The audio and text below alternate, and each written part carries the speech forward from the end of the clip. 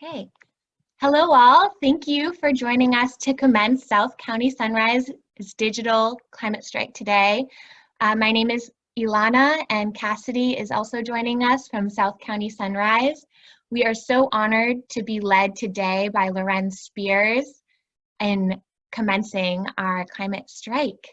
And Loren is the executive director of the Tamaquag Museum, the only Indigenous museum in what is currently called Rhode Island. She is also an educator and an activist and Indigenous artist. And welcome, Loren. Thank you, Katabatash. So and just for the record, I'm Narragansett Niantic as well. So I'm going to share with you to start a prayer in the Narragansett language, and then I'll translate it into English. Because when we think of this land, we have to speak from the words of this land. So, Askawi Kwasin, Natasuis, Makasini Pashao at Nahai Gansek, Natasuis, Loren Spears, English, Ni Nahai Gansek Nahantek, Kanupiam at Aki at Nahai Gansek. Kanupiam, Wuchi Nitampawag ka Nitangsawag, Aki at Nahai Gansek. Hello, everyone. I'm Loren Spears. My traditional name is Makasini Pashao. I am Narragansett Niantic, and I welcomed all of you, my friends, my relatives, to the homelands of the Narragansett people. I'm going to be sharing a prayer with you today to open up the climate strike and think about this land. Kanupiam wuchi nitampawag ka nitangsawag at aki at nahai gansek. Katabatash katantua wuchi wami na wayanakan wani tiawank. Katabatash katantua wuchi wani kisak. Katabatash katantua wuchi nipaus ka matakwasag. Katabatash katantua wuchi kitan. Katabatash katantua wuchi namas tunapawag nakekiwag Putampawag, Pakwankawag, Ka Ashantiawag. Katabatash Katantwa, Wuchi with Pa. Katabatash Katantwa, Wuchi, Nipeshawag, Guananog, Wamsapukawag, Ka Honkawag. Katabatash Katantwa, Wuchi, Peneshamwak, Mashkwak, Matakwas ka atug. Katabatash katantua, Wuchi sokanun, Kacha usha, Niempaog, ka Wayupaya manash. Katabatash katantua, Nashbi mitashin, Mishatashin, Piawag, Kachisatau. Katabatash Wuchi, Witiminiash, Tapagquamash, Ka Askutasquash.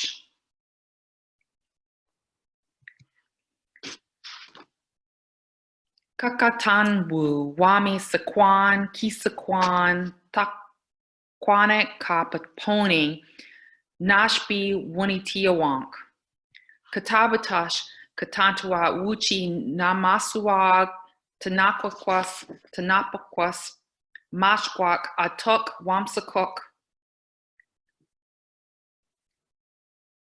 Katabatash Katantwa, Wichitian Nanag, Katanquamak, Ka Kisapishuank Gash, Anag Tam, Makag Ka Nashawank. Katabatash Katantwa, Wuchi Kanaguanash, Kachama Chisumai, Ankong Ginawan. Kakatan Anwu, Ginau, Aquane, Wami Pishkonki.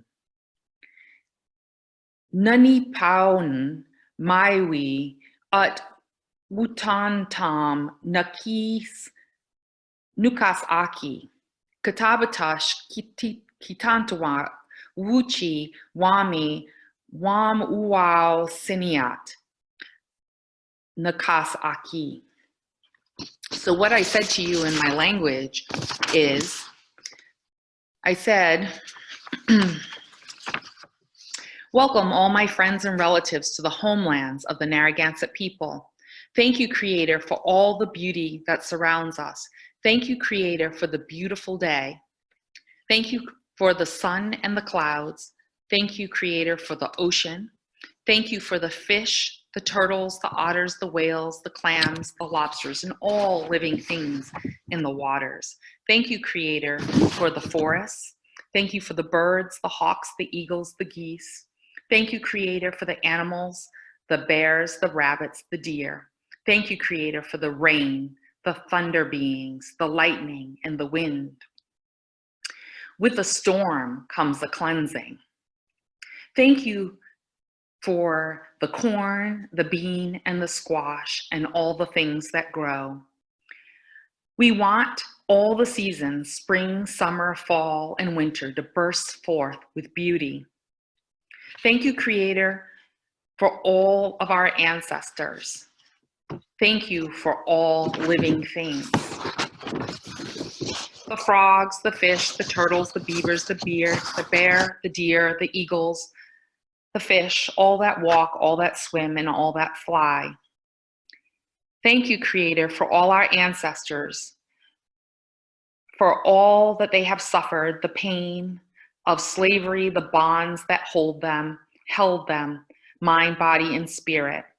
Thank you for them for leading us to this day to be here. Their spirits wash over us.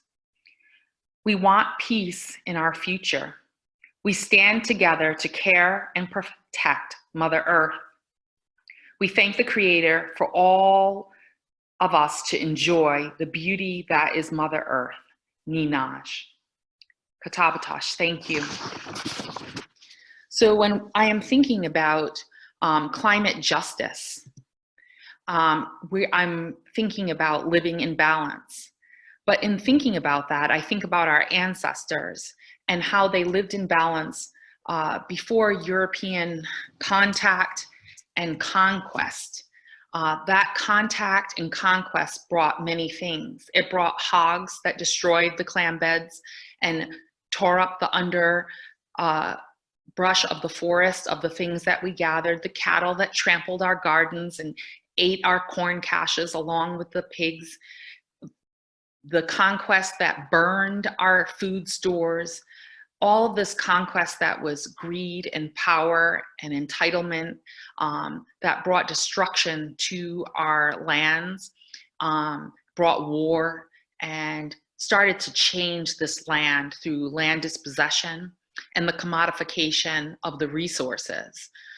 Capitalism is part of climate change and climate justice. The mass killing of animals, of our resources, whether that be west of here, the buffalo or whales or mink or beaver, the idea that these living things are commodities to be bought and sold in mass in ways that are destructive to the earth and to our resources and to create a poverty of our people. The idea of extractive economies and taking from the land in a way that is not in balance.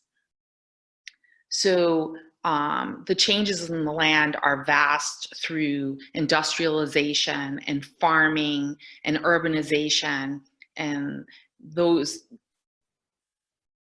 impacts, those human impacts, have changed the land incredibly and have created poverty for Indigenous people and all brown and Black people and people that are poor, new immigrants that are coming to this land, that are often put in places where there are Superfund sites, where there's toxins and pollutants in the air and in the water and in the soil that have created these very difficult circumstances for our people. The image that's on this page actually comes from a book that we created called Through Our Eyes, an Indigenous View of Mashapaug Pond. And Mashapaug Pond is the largest pond in Providence County that has been toxically polluted. You can't eat the fish in the water, you can't swim in the water, and it was polluted through the Industrial Revolution and all the different industrial products that have happened, the silver manufacturing, just to name one, that had all this byproduct and toxin that goes into the water. And that water is part of our whole water system that goes straight to the bay and causes that pollution in the bay. So these things that are for commodities and capitalism and world trade change the land and the resources. Our people across the nation, the United States, across the continent, across the world, indigenous peoples are standing up, and they are demanding justice, whether that's the uranium mines on the Navajo reservation or the urban toxic environments where indigenous and other communities of color are forced to live, whether it's the pesticides of the mass industrial gardening, farming, I should say, or blasting into space and cutting through our ozone layer and planes and mass transportation that are creating impacts on our air and our water and our soil and our foods. These energies, these extractive energies, are causing toxicity in the people and destruction of the land. And our communities are on the forefront of fighting for those rights, to have rights for the land, and to protect that land and the water and the resources and the animals, and that they have an equal right as a living thing to live in a full and balanced way. Our impacts that are happening because of climate change is impacts to our treaty rights, our human rights as indigenous peoples, to the resources. It's changing the land in a myriad of ways. It's changing the fishing. If you think of the Industrial Revolution here in Rhode Island and the damming of all these rivers and how that impacted the salmon and the herring and these traditional food sources for our people here on the East Coast, the overhunting of the whale Poutamp, and how now today on the East we can't even really, we don't even have hunting rights of whales.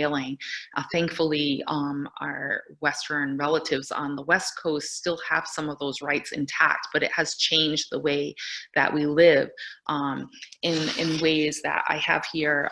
Something that's very special to me. It happens to be a sealskin pouch that was a gift, but I think of it as very special because that was a food source that our ancestors ate, and that was a resource. And so when our ancestors and our people hunt today, the idea is to use everything in its totality, every part of the animal, in every way possible, so that there's no waste and that you're in balance. You give thanks for its life in your prayers, and you do not take more than you need, and you use every part of it in order to give thanks in its entirety for the gift of that animal for your survival.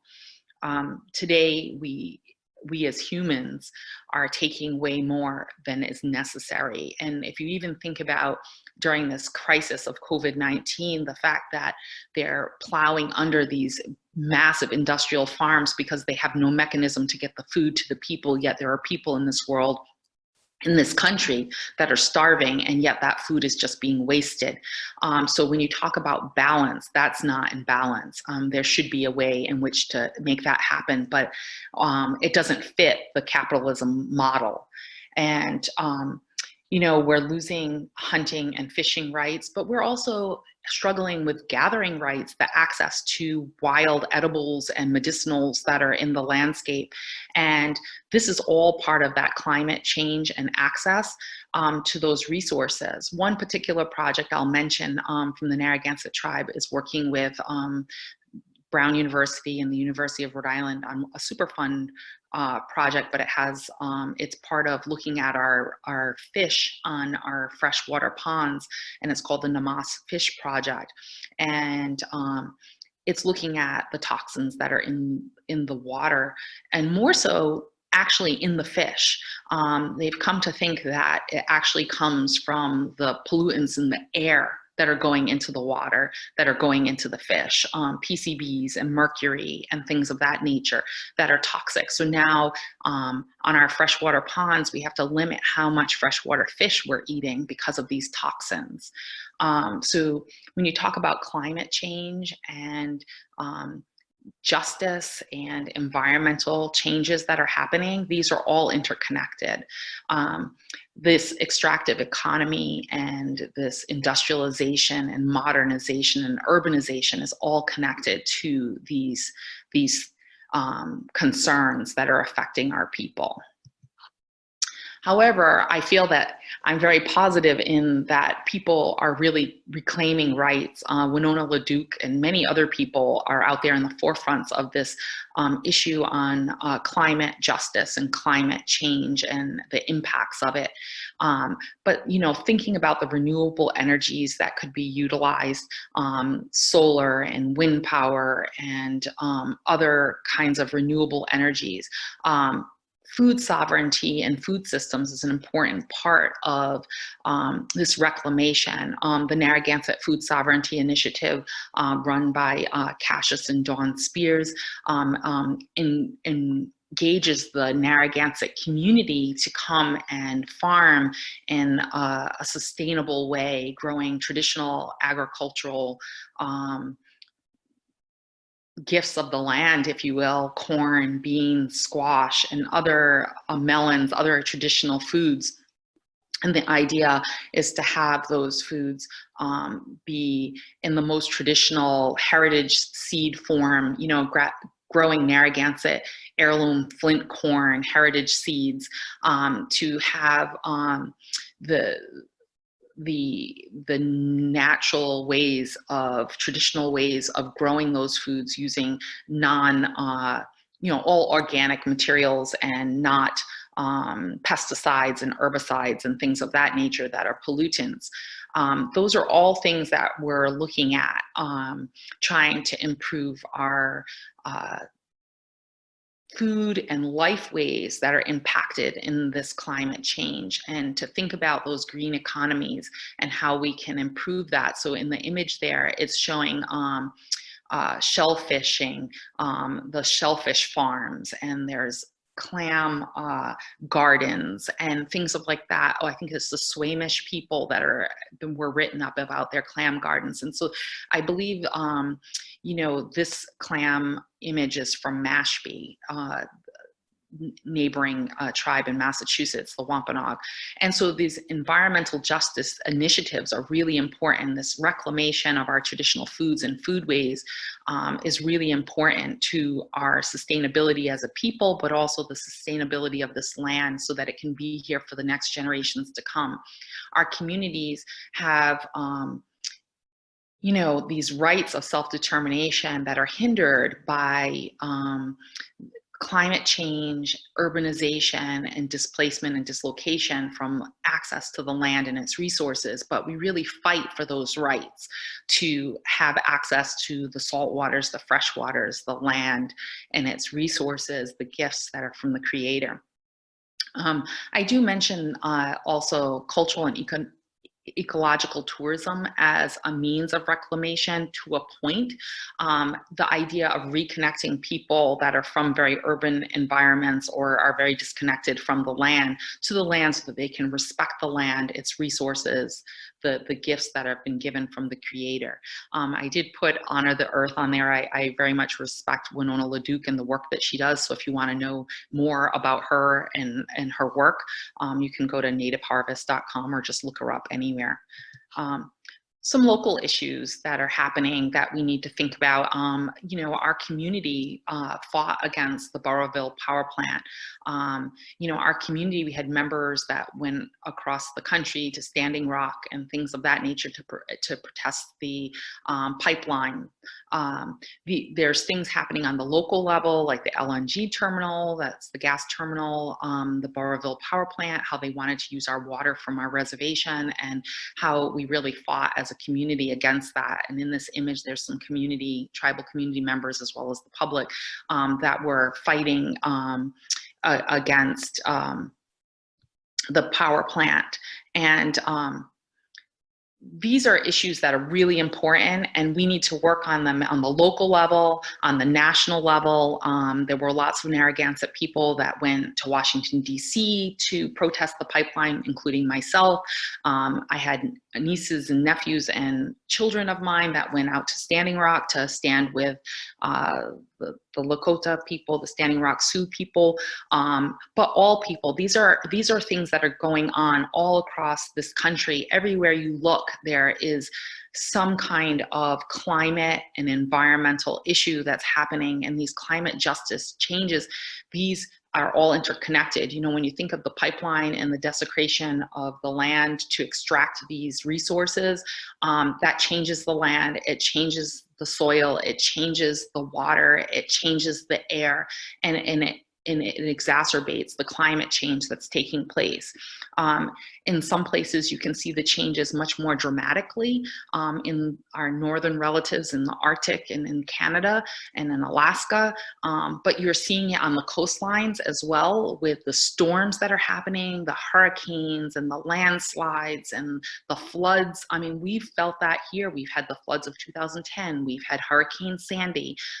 You know, we're having really warm winters. You know, things are changing very rapidly, and it's changing the ecosystem and the environment that's here, and it's changing the way things grow and the way things are gaining nutrients or lack thereof. So we have a lot of issues that are going on in regards to climate change here locally. And who knows, things like this pandemic may be influenced by that. You know, if it's too warm, maybe that keeps it spreading. I am not a scientist, so I do not know the answer, but it is a thought that I think about. Ooh, there we go. So a lot of advocacy takes place in our communities. I mentioned the Namas Fish Project, but there's lots of other scientific projects looking at the changes in the land, changes in the air, the water, the resources. It's looking at and fighting back for treaty rights, you know, tribal communities being able to access their fish. There's projects on tearing down the dams in order to reacclimate the herring and the salmon and other fish that spawn upstream, to create the ability for traditional peoples to have those lifeways again, and to improve the health and wellness of our people through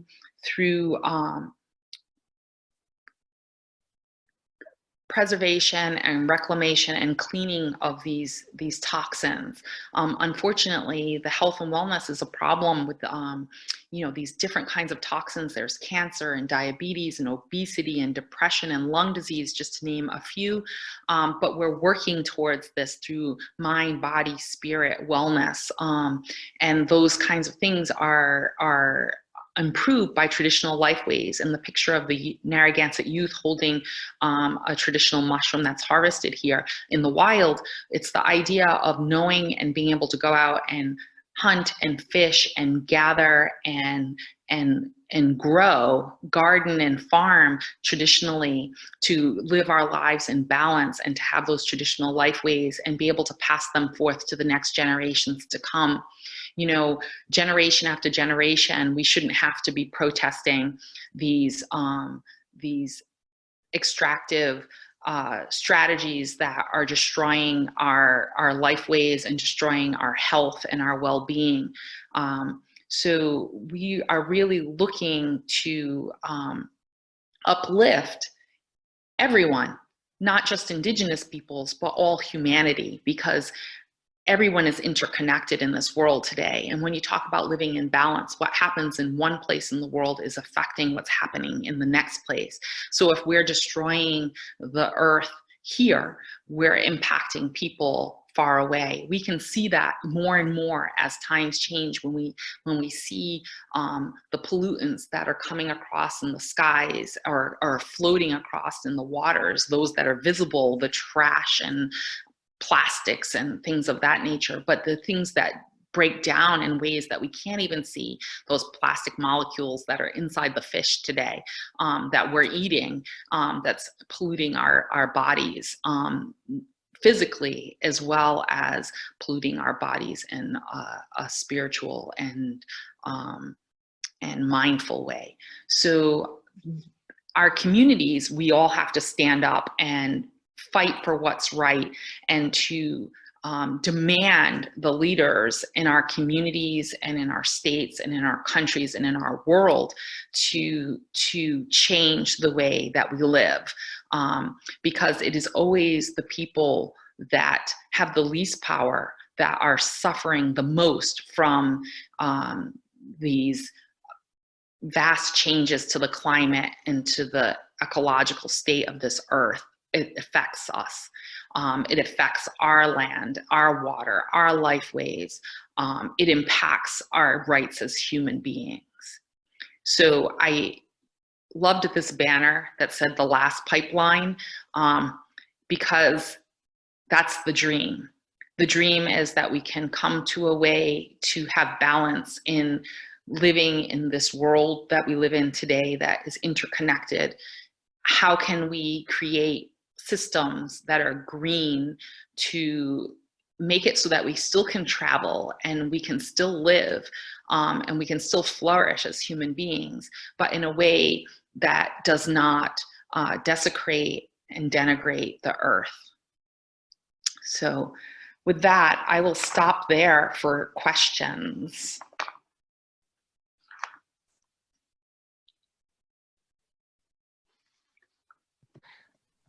Thank you so much again, Loren. That was a beautiful speech, and it answered so many questions I think that we were planning on asking.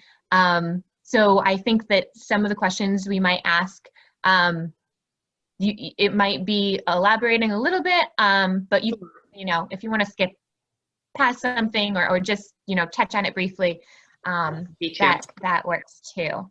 But the first question that I wanted to ask was if you would tell us a bit about what you do at the museum and kind of some background and how you got into the work that you are doing now.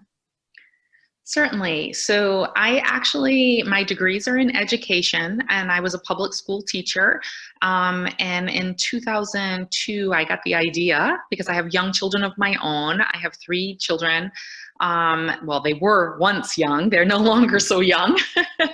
But when they were younger, I was not happy with what was happening in the public school for them. And so I decided to open, and I founded Nuituan School here at Tamaquag Museum and ran that for 7 years.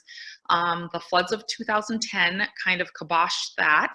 And so since then, I was also the executive director of Tamaquag Museum, and we were having an interrelationship between the school and the students and the museum staff of educators that were volunteer at the time from our board, that were sharing the history, the culture, the arts, the environmental impacts, and relationship that we have for Indigenous peoples here in Rhode Island. And so I've been the executive director since 2003, and our exhibits are framed. You can't, I never could understand it when I was creating the curriculum for the school. I didn't spell out environmental education, but I didn't understand it, because there's no such thing as being Indigenous and not connecting to the land. Everything that we are, everything that we do, everything about our lifeways and tradition, our spirituality, our language, everything comes from this land.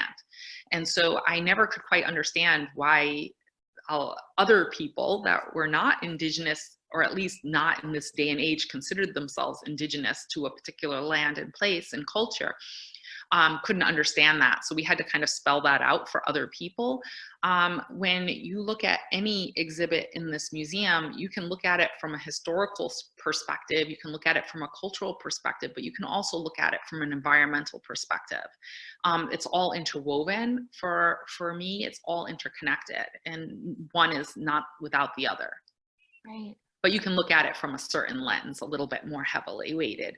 And so we do a lot of programming, presentations, K-12 schools, universities, churches, corporations, everything from, learning about traditional spirituality, culture, history, the arts, all those viewpoints.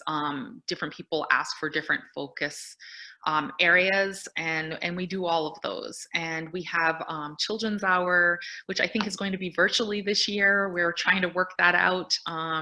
And that last year it was all connected to the land and its resources and the environment. And we have a great group of families that come, some that come as a one-off because they were tourists visiting for a week, and others that come every week for the whole session from May to August. And so we do a lot of environmental walks where we're talking about the uses of our land historically, but also how we use it today. As a museum, most people think of it as just talking about it from a historical perspective. We always are talking about it from our history, but how that history impacts today, because we are still here. We are Indigenous people of this land, and we're still here, and we're sharing our stories. And I would like to mention that I invite everyone to use the comment section. I know while you were speaking, I was just resonating and nodding my head. So please post your comments, and thank you, Loren, for being accommodating with these new platforms that we're using today. You're welcome. Thank you. Cassidy, do you want to ask a question? Sure. I also just want to say thank you so much, Loren, for taking the time to really tell us about, more about this topic, because I think it means so much to all of us, and I'm really excited to learn more. And I've been hearing a lot about Indigenous sovereignty, and I was wondering if you would explain that a little bit and what it means to you and how it's affected your community, the Narragansett/Niantic, if you know anything about that. Okay. Or talk. yeah, I know. I'm like, but I'll give you the little version. So, exactly. Sovereignty is, you can look at it as self-determination, the right as a nation to decide what is best for your people politically, economically, socially, culturally. What is that's sovereignty in a nutshell. But we also sometimes break that out into cultural sovereignty, and that is like the idea about having the right to practice your traditional ways of being and knowing as a Indigenous person. And we also look at it in food sovereignty, which is the right to hunt, fish, harvest, grow, eat traditional foods and foodways. And the foodways is the way that you go about getting your foods, and the food themselves are those traditional foods, those heirloom seeds and heritage seeds is another way that they say it. The ones that are the original foods, they haven't been modified and manipulated in any kind of way. And so those are things in the foodways, but there's also sovereignty of the mind, which is really something that resonates with me as well, that people don't own your intellectual knowledge, which incorporates all those other sovereignties, but it's on the individual or the collective of a community and that knowledge that's within that community as well, which I think is really something important to think about. And I think that also goes into, we might put the spiritual under the cultural, but I think that that's also a sovereignty as well of the right. There's laws on the books that give us the right to practice our traditional spirituality, and I think that that's part of that sovereignty as well. Mm-hmm. And I think that, thank you so much for that amazing summary of sovereignty, and I love that personal aspect and perspective that you talk about. I wanted to ask next about how Indigenous sovereignty is so tied to the climate crisis, but you answered that question so well in your talk. And so thank you for making that connection, because I think that is something that needs to be realized and learned. And the next question that I had was about your talent as a speaker. And I know that oral tradition is part of your culture. And I wanted to maybe hear if you wanted to talk about that as an aspect of sovereignty, and if you would be willing to possibly share the origin story of the land that we are on right now. So storytelling, so that's something that's really important. Of course, as an oral people, you know, that was a way that we educated our children, how we passed down history, how we documented what was happening in our communities, and how we taught lessons. And so, you know, my aunt, Paula Dove Jennings, is a nationally known storyteller. My mother has been a storyteller all her life. My sister and my brother-in-law are phenomenal storytellers, Thon and Eleanor Harris. There's many other, those are people in my immediate family, but there's many other storytellers in our communities that have these beautiful, vibrant ways of telling stories and passing on those traditions. You know, in our culture today, sometimes origin stories can overlap a little bit. And people often refer to the Sky Daughter story of how we came to be here on Turtle Island.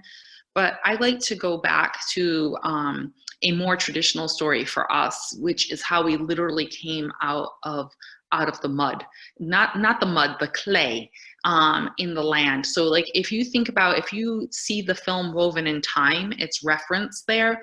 If you read Roger Williams' Key into the Language, that origin story for our people is referenced there. Princess Redwing, who was the curator and first person voice of Tamaquag Museum from the very beginning. She was a sachem. She was a tribal leader for the Narragansett people. She was also by lineage Pokanoket Wampanoag, and she was a prolific storyteller. And the story is how our people were formed from this clay in the land. So when we say we are this land, what we do to the land, we do to ourselves, we're literal about that we were formed from this land, from this clay, and dried thanks to Nipaus, the sun, and we have the water, and we have the soil, we have the air, we have the sun, we have like all the elements that are put together that formed our people and made us who we are today. And so we literally were formed from this land. And I think that that's an important thing for us to continue to tell our children and to understand who we are. And when people tell us, people keep telling us that we were from someplace else. And we're like, no, we were from right here. And as archaeology, as a science gets better, they start to understand, and they're starting to weave themselves, which is how that film got the title Woven in Time, is it was weaving together the archaeological perspective with the historic oral perspective of indigenous peoples, and how today they're finally catching up, and they're realizing that we were here and on this land for thousands of more years than they thought. I mean, it's getting into the 20,000 years or more. And every time they do new archaeological work out in the ocean, what once was land, they find villages of our people, and you know, of the remnants of the village, not the actual people, but you know what I meant to say, that they find this under the ground.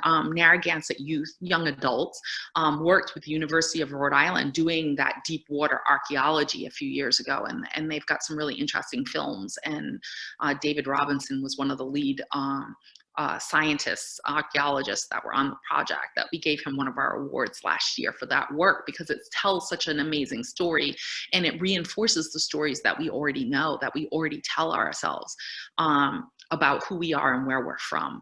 And so I think that every community has their origin stories of how they came to be. And I think it's really important to make sure that we don't lose that. Of where we're actually from and how we actually came to be in this place that we now call Rhode Island, I guess, or the earth, you know, how we came to be on our piece of the earth, Nukasisi, Mother Earth. Thank you. Thank you for sharing. Welcome. Yeah, so So I was going to ask what people who are listening and seeing this can do to, you know, stand in solidarity with Indigenous people and be a part of working towards climate justice and having Indigenous people be at the center. Sure. Well, certainly become knowledgeable, you know, do your research and know what's going on out there. I mean, we can't always get everywhere. And I remind people that doing that work doesn't always mean going somewhere. For us, a lot of times it's educating in the museum so that people are aware of it. I can't tell you how many times in the last 2 or 3 years that I've mentioned Standing Rock and people don't even know what I'm talking about. Like that's stunning to me. You know, when you talk about uranium mining and they're like, huh? You know, they're just not aware. So I would say the first thing, and you know, as a true educator, I would say get educated and learn more. No matter how much we know, there's so much more to know. So to become aware, as they say today, to become awoke. And I think that, you know, joining local coalitions that are working on climate justice is a way to support that work and to start making changes that impact us all. It's hard. The system is set up to make it very, very difficult for people, the average person, to implement the things that would be most beneficial for us all. And so I find that, you know, when you talk about climate justice, it's very integrated into economic justice as well, because the most poor of this country have the least resources to do the things that are necessary, but are the most affected by the degradation that's taking place, you know. And so I would say that, you know, start local. There's a lot of things happening in every local ecological area. We mentioned a couple, the LNG terminal, the power plant in Burrillville, I mentioned, you know, the algae blooms in the bay, you know, the clam beds being closed, things like that. That's stuff that's happening right here in Rhode Island that's affecting you. It's affecting you when it's summertime and they have ozone days that because the air is so toxic that you have to drive less and the buses are free. Well, people think, oh, the buses are free, but they're not necessarily thinking about how that's affecting them. People that have asthma and those kinds of lung and breathing diseases and problems, health issues, they feel it more than the average person. So those are things that we need to be thinking about right locally. And then you need to be thinking, you know, globally, like what are the things that we can be advocating our leaders. You know, I understand you write one letter to a politician, they think of that as, you know, 1,000 people that are thinking that same thought. So if 1,000 people write that letter, what kind of impact does that make? You know, our federal delegation is very approachable. Write them an email, send them a letter, call them up on the telephone, you know, tell them what you think about green economies and what you'd like to see them do to improve that, how you'd like to see more farm to table opportunities, more shell fishing, farming, you know, more preventative measures for air and water and soil quality, you know, all of those things. And so I think that's another way that people, you know, sometimes you think you can't do anything, you're just one person, what can you do? Those are little things that you can do. You know, you can do the things like compost yourself, you know, you can recycle, you can reduce, you can reuse, you know, you can try to limit your consumerism. I get it. We're not going to go back in time. We're not going to go back 400 years ago and completely live off the land, but there are things you can do. You can grow a garden. You can grow a tree. those things help our air, help our environment, give us better quality foods to eat. You know, you can do some little things. And, you know, even in urban areas, you can be part of an urban garden co-op. You know, you can be part of a food co-op where foods are getting bought in local, but in bulk from different farms that are in this area that are doing sustainable agriculture and farming. There's a lot of things that you can do as individuals, and certainly you can learn more about the indigenous peoples of your area. You can learn about their rights. I mean, right now we should all be standing with Mashpee. They're being attacked on their sovereignty. They're being attacked in every way. And this is not right. This is a constant battle. We have our own battles here. You know, I mentioned I'm Narragansett. And we have a constant onslaught of attack against our sovereignty. It's been ongoing. That's another whole talk. If I start talking about that, we'll be on here for 3 hours.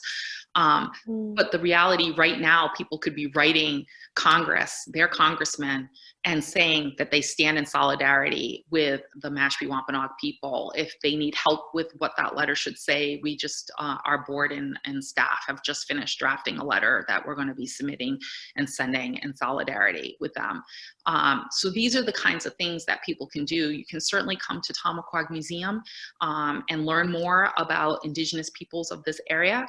You can learn more about our history, our culture, and who we are today. You can support our Indigenous Empowerment Network that really works to empower indigenous peoples of Rhode Island out of poverty through jobs, job training, small business development, arts small business development, youth leadership, entrepreneurship, internships and opportunities for Native youth, not just within our own small organization, but also with our partner organizations, which we have over 50 some partner organizations. And different years, different ones are doing different things that are uplifting Native youth. One of our Native youth last year got, actually 2 of our Native youth got an opportunity to go to the Summer at Brown programs with full scholarships. Which was an amazing opportunity for them. And that was through our partnerships. We had kids that were able to go to the Contemporary Theater in Wakefield on scholarships. That's a really great opportunity. To name, we have a partnership with the National Park Service that's going to give us opportunity for Native youth to be interns at the museum and at the National Park Service over the next year. So these are just a few examples. So those kinds of things, the things that people can support in that way, opportunities in education, get people out of poverty. But it also allowed us to do partnerships with the National Park, not the National Park Service, but the Fish and Wildlife Service at the Kettle Pond Visitor Center in Charlestown, where we did an Indigenous garden. We made curriculum to go with that Indigenous garden. That's another thing. Don't just garden, Indigenous garden. Put indigenous plants that belong in this ecosystem back in this ecosystem and eradicate the invasives that are taking over the landscape. There's so many of them. At least autumn olive, you can eat the olives, but there's so many others that are doing nothing but destroying the landscape and decimating indigenous plants that actually have a value to this ecosystem and to the animals and the insects and the people of this land. So, you know, Phragmites is not my friend. You know, there's so many other invasives that are just bamboo. Stop putting bamboo everywhere. It just takes off. It's prolific and it destroys whole ecosystems. And there's so many other plants, I can't think of them right this minute, but that are just taking over the landscape. And people aren't aware. And then when they finally become aware, they're everywhere, and they're destroying the habitats for animals and plants and other plants and fish, and making it so that the land is an imbalance. Thank you so much. That was You're welcome. Great answer. You're so knowledgeable. It's really great to hear. Thank you. I think we're going to start wrapping up. I did want to ask one last question about what gives you hope in the future. And I think that you mentioned a lot of projects that do give us hope, and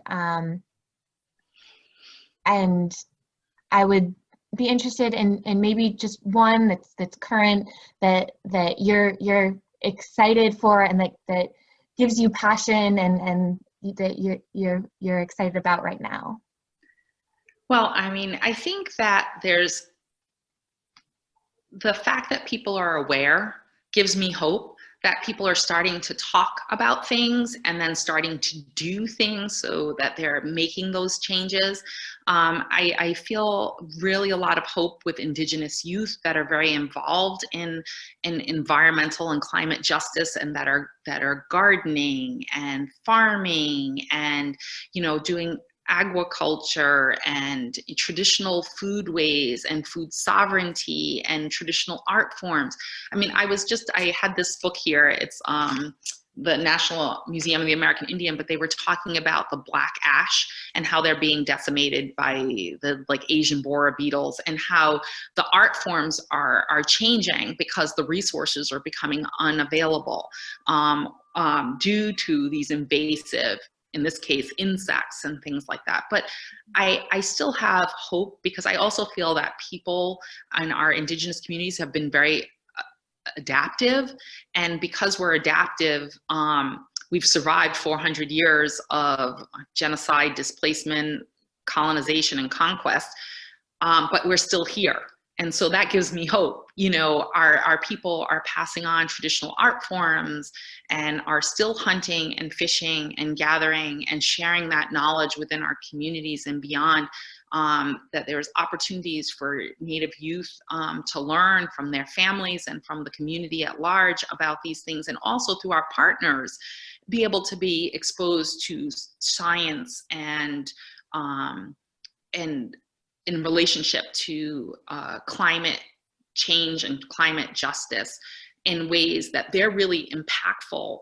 When those young people are working with archaeologists underwater, those archaeologists are learning just as much from those Native youth and their families as they are from the archaeologists, and it forces people to think in a different way. And I think that gives me hope, that people are open to thinking and at least taking a moment to look in someone else's lens on this issue. And I think that the more that we have that, the more change will happen. I don't know if you saw this, but it's the Motif magazine from November, but we had a lot of Native people that wrote for the magazine and had different stories about Indigenous issues. The cover image was by my sister-in-law, Dawn Spears, but it actually represents the 13 Thanksgivings that we have. When you think about that holistically, that we live in a life cycle based on what is fresh and what is available in a certain season, it keeps you in balance. You're not overeating one thing, you're eating the foods that are harvested and gathered and hunted and fished in the season in which they belong. And then you're giving thanks for that. And you're showing your gratitude to the Creator and to the plants and the animals that have given their lives for your life. As humans, we need to eat. And in order to eat, we have to eat something that's living. And so therefore, whether it's a plant or an animal, it's still a living thing. And so we have gratitude and give thanks for that. And so I thought this was a beautiful painting that she did that was on the cover of this magazine.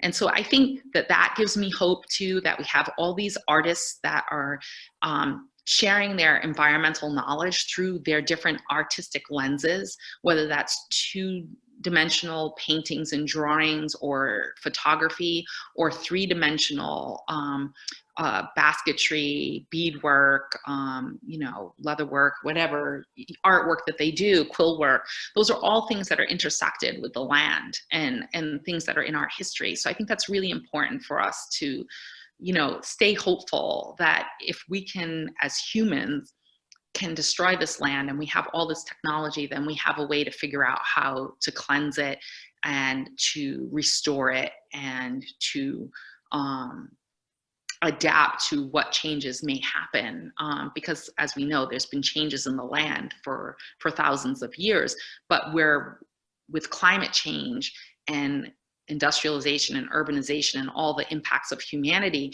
we're speeding it up in ways that are not natural. And the pollutants and toxins that we're putting into our air and water and land are really making us unhealthy.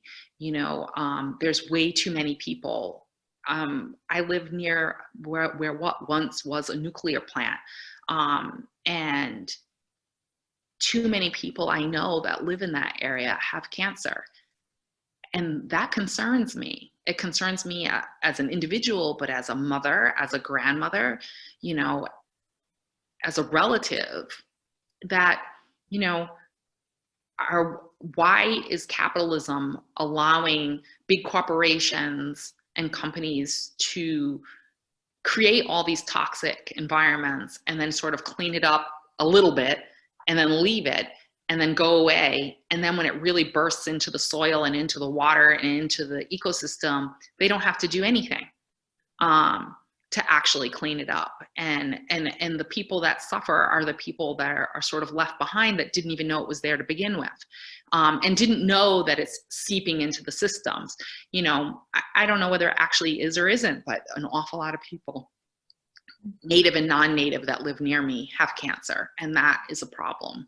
I've lost quite a few family members to cancer, and these are the people that didn't smoke, and you're like, well, where is this toxicity coming from? Well, it's coming from the air, it's coming from the water, it's coming from the food, and that's why we're here, why we're having this climate strike, that we're trying to bring the awareness to those that maybe aren't thinking about it, about what we should be doing, and those that have power to change things. And collectively, we create power.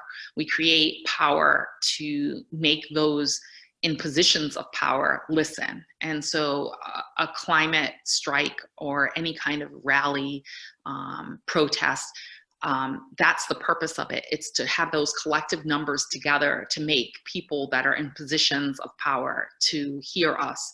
And it's the work that's going on behind the scenes all the time, though, that actually makes the change. It's the letter writing, it's the petitioning, it's the advocacy work that people are doing when they're going places and speaking in front of politicians and power brokers in your state, in your region, in your country. It's an ongoing battle over and over again. And these kinds of things just bring the awareness to the front. But Standing Rock isn't over. The tar sands aren't over. The uranium in the Navajo Nation isn't over. The coal and oil and all of those. I mean, there's some really great films about it too, but it's part of the destruction. This colonization process is extractive in and of itself. And so when people are coming to another place to conquer another land or another people, it is about that power and that greed and for the resources. There's a great film called Gold, Greed, and Genocide, but you can say oil, greed, and genocide. You can say coal, greed, and genocide. You can say food, greed, and genocide. I mean, it just keeps going on and on and on about the subjugation of people across the world. And so that's a very sad end to our story, but it's really something that's been repeated over and over again in this narrative of humanity. And I'm hoping, in my hope view, is that we can learn to equitably share the resources, because there's plenty of resources. It's just that the top, I'm going to say 10%, have 90% of the resources, and the bottom 90% have 10% of the resources. And that's the problem. It's not equitable. I mean, in this crisis that we're living in right now, it shows the insanity of our capitalist economy, that people that perform, play a sport, you know, get paid millions and millions and millions, if not billions of dollars. And the people that save us, healthcare workers, you know, police officers, teachers, you know, the EMTs get paid a pittance. We're just, in my opinion, completely upside down. The people that we need the absolute most get paid the absolute least. And never mind all the other unseen jobs around those that are absolutely critical to our lives and our economy that are just, you know, underfunded and underpaid. It's a crisis. And you know, I like sports. I like the movies, but it's insane that certain careers get so astronomically funded and everybody else just does not. It's just an inequity that is pervasive in the system of capitalism. And, you know, obviously it goes through with the big businesses as well. The people way up at the top are getting the majority of the money and the workers are getting very little that are actually doing it. You know, whether that's the grocery stores or big box stores or wherever. And so, you know, all of this inequity really comes to that frame. Again, we talked about it at the beginning about capitalism and an extractive economy, and this is part of that. And so we have to find a way to change that and to have equity in the resources. And part of that is also that local economy and creating equity there, and then having that exponentially go out, because we can't, I guess the reality is we can't expect to have food from clear across the world in February because we want to have blueberries or whatever. You know, if we ate blueberries in the blueberry season and then we put them up as old timers used to do, canning or freezing, then we'd have blueberries. But no, that's not how we work. So I think that that's the thing about being connected to the land and doing that growing and harvesting. And if you're not doing it yourself, utilizing the nearby farmers and gardens of your neighbors that have extras and doing the same thing there. We periodically have canning parties, you know, where we can some things, but we were just talking about that recently. My kids are they just started digging a new garden, and they're like, yep, we want to grow this and that and the other. I said, well, then we'll just have to have some canning parties because you can't freeze everything. And so you have to be able to put some of it up in another way. Mm-hmm. And I think, you know, as sad as this COVID-19 time is, I think people are thinking about what they can do in their own space. And so there's more gardening happening. And even if it's windowsill gardening for people that live in urban environments, it's giving you something to do. That's the hope. You know, you see something grow, you feel pride in growing something. And then, I don't know about you, but there's nothing in this world like a fresh tomato. I don't even buy them in the wintertime because they just do not taste the same. You know, I want to eat it fresh out of the garden. It's just delightful. And I think that that's something that people get a lot of happiness about. And so I think that, one, they can come and help at Tamilquag Museum because we have an education garden that we have some wonderful young farmers that help us to put in and to help us maintain, because as a small staff of 5, we have a whole job over here, none of which is doing the garden, but the garden is so important. So we've had some help from our friends to come help us do that. So anyone that wants to help us garden, when we get past the quarantine times, we would love to have your help. But there's also a lot of harvesting. So kids get to harvest in our garden. We use it for Children's Hour. We educate people about traditional gardening as well as contemporary gardening. And then we also have all this food that we can give to tribal families, local families, visitors that come through. And it's a wonderful thing to be able to share those crops. And for some kids, it's the first time they've ever picked something. And that's an empowering thing to see where your food comes from. I think you respect it so much more when you know where your food comes from and it's not disguised how it is. I taught first grade and way back when, and kids didn't understand that a hamburger was beef and that a hot dog was pork, you know, and that it comes from a pig, you know, like they just didn't know where these foods were from. And so families that farm or live near farms or at least go to a farm to get some of their crops and things for their foodways, they understand where their food's coming from and have a higher respect for it. And I think it also promotes you to have less waste when you know what it takes to do that. it's less easy to just waste it and throw it away. I mean, I wanted to cry when I watched the news recently and they were showing that they were just plowing over all these food, big farms because they had no way to get the food to the people. I just, that's an absurdity to me. Absolutely. Well, we are so fortunate to have a resource like yourself and Tamaquag Museum in our community to tell the full story and educate everyone on this important topic. So I want to direct anyone who's able to right now. There's a donation link to Tamaquag Museum in the event page. And we look forward to supporting Tamaquag after the COVID-19 and visiting the museum and continuing to enjoy your amazing events and your garden. And we wish you all of the health and happiness now. And thank you so much for joining us today, Loren. You're welcome. Yes, people can go right to our website at tamaquagmuseum.org and see lots of other films or on our YouTube page. And there's a whole resources page for educators and those that just have inquiring minds that have all kinds of resources and projects that we've done in the past that they may be interested in. So they can check that out as well. Thank you. So much. Thanks, Loren. A great way to start our strike. You're welcome.